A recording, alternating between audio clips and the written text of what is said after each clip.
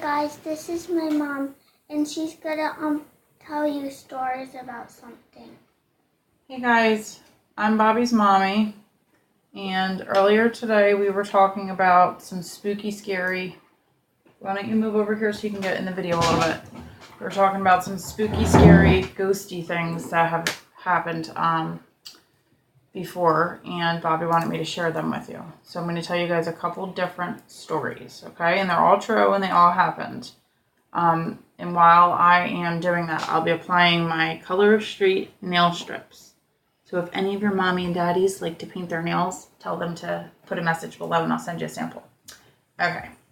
So the first story we're going to start out with is the story about the day that my grandma died and we cremated her, which is like her funeral. So we were living in our old house, and I brought all the flowers home after her service.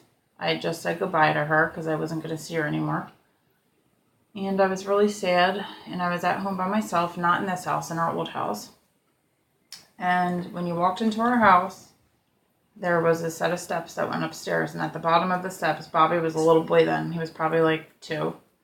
There was a basket, and inside the basket had all of his stuffed animal toys. And some of them took batteries, and some of them made noise.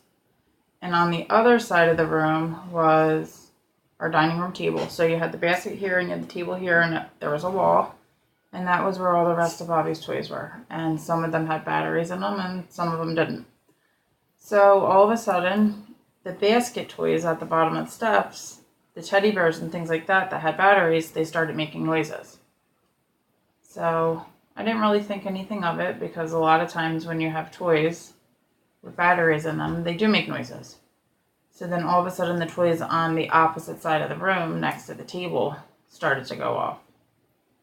So then I started thinking, I'm sitting here really sad. I just came back from Gigi's funeral. I'm doing her flowers, and these toys are going off. So I said, Gigi, is that you? And the toys kept going off. And I said, if that's you, show me a sign. So this one toy made a noise, some type of noise. So I just sat there and I just talked for a couple minutes and said what I had to say and said, I love you. And I said, it's okay, you can go now. And Bobby had this one toy and it said, bye-bye. Not goodbye. It said, bye-bye. And that was it. The toy said, goodbye. And that was it. All the toys stopped making the noises. And it never happened again. So I believe that was, look at my nails. I believe that was Gigi saying goodbye to me. So that was my first spooky story. My second one is really spooky. And it happened in this house at this table that we're sitting at right here. Yeah. So we like to watch spooky stuff. Bobby has an older sister who is going to be 19, and she's going to be a police officer. She's in college. And her and I were sitting here on the laptop watching something spooky on the internet because we had seen something.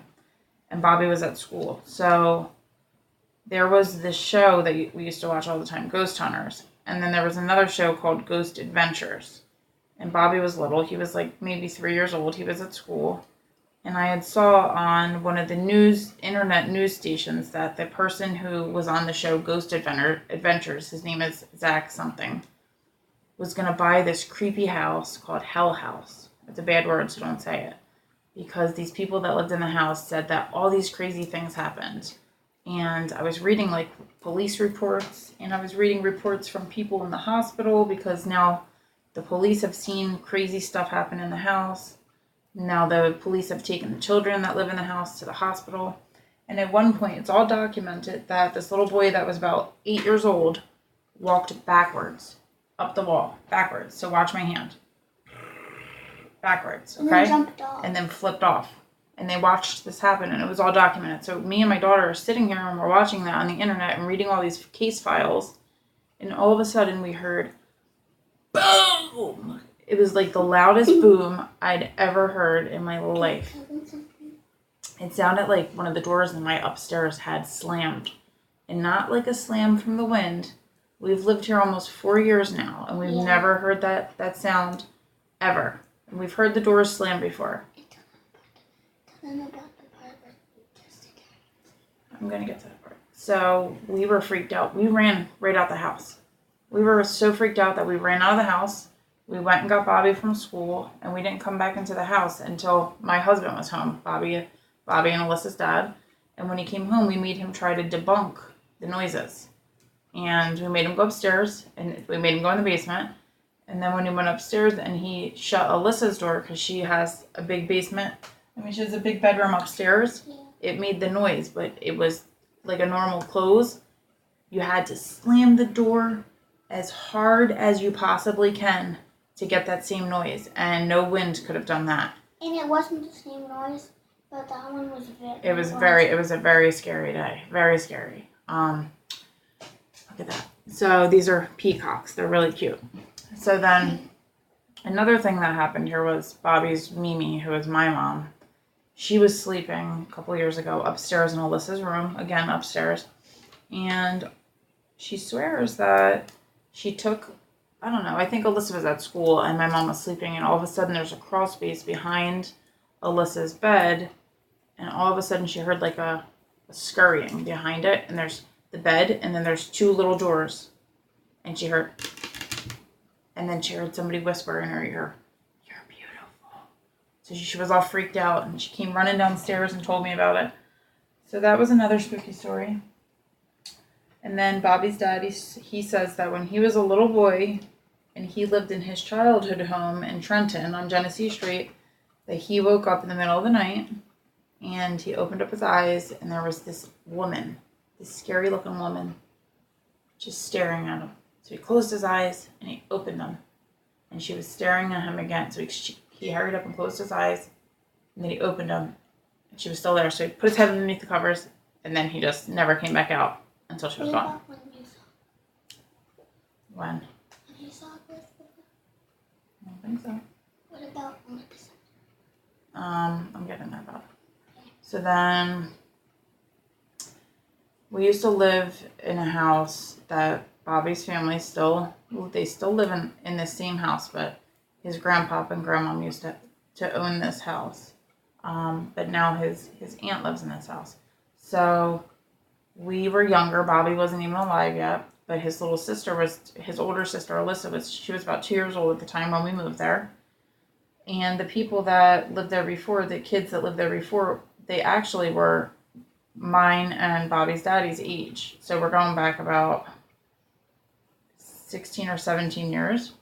So at the place that I had worked, they would come in sometimes, and they were telling me stories one night about how when they were little kids, their dining room table, they didn't have a dining room table, they had a pool table, and how they would lay flat on the pool table, and these little balls of light would hover above them, and how all kinds of other things happened in the house, and that in the basement there was a barber shop, and things would happen down there, like their mom did hair or something. So I didn't listen to them. I just thought they were trying to scare me. I never told anybody about it. And then one night, and Alyssa is 19 now, and she was about 2 years old at the time, and she never had a nightmare, and she's never had a nightmare to this day. Really? Never. Listen. Never. Especially not like this. So she was about 2 years old, and we were sleeping in the living room. And the way it was we had a sectional couch. So if you know what a sectional couch is, it's a big couch. So it goes one way, and then it goes and it connects this way. So it went me sleeping this way, Alyssa sleeping this way. Her daddy was behind the couch on the floor, and there was the dining room door was right in front of where Alyssa was, and she was 2. And it was about 3 o'clock in the morning. All of a sudden, she was screaming. Bloody murder, like I've never heard her scream in her entire life. Even now, never before that day, never after. Screaming, scared to death. I said, "What's the matter?" She said, "The balloons," and she started pointing into the dining room. "The balloons, Mommy, the balloons, the balloons." So how ironic and how coincidental that my 2-year-old, who never knew anything about any conversations that I ever had, is talking about these balloons that are in the dining room scaring her, and the kids that lived in the house before us said that they used to lay in that same table, in that same room on their pool table, and these little balls of light used to dance above them. But they're balloons. But Alyssa was 2. So you had kids who were 17 and you had a 2-year-old, and what they're just seeing is a circular image. You understand? They weren't really balloons, but Lissy was 2, so what did she think they were? She thought they were balloons just because they were round.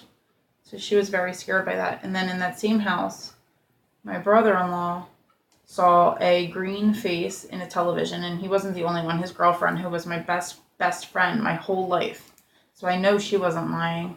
She saw a green face the same time he did in the television. There were some other things that happened in that house that I don't recall because it's been so long.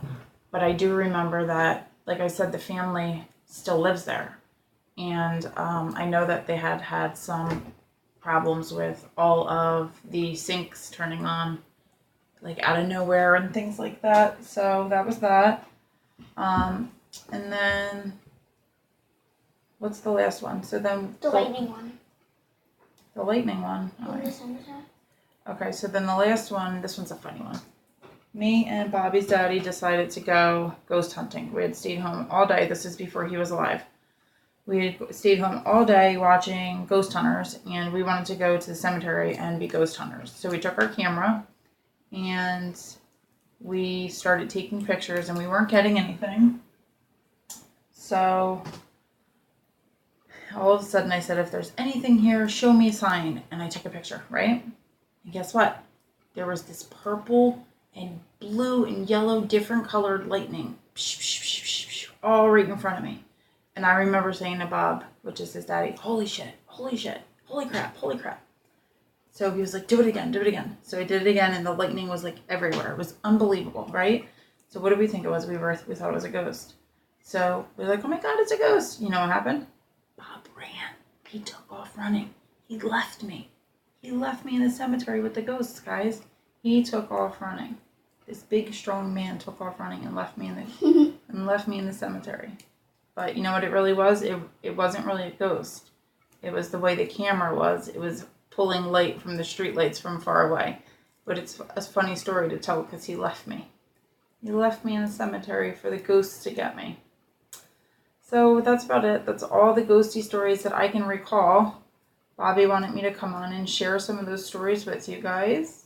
I hope I didn't scare you too bad. And if you have any ghosty stories, leave a comment below for Bobby and tell us your ghost experience. All right, guys? Bobby, do you have anything to share with your friends? Thanks for watching. Bye.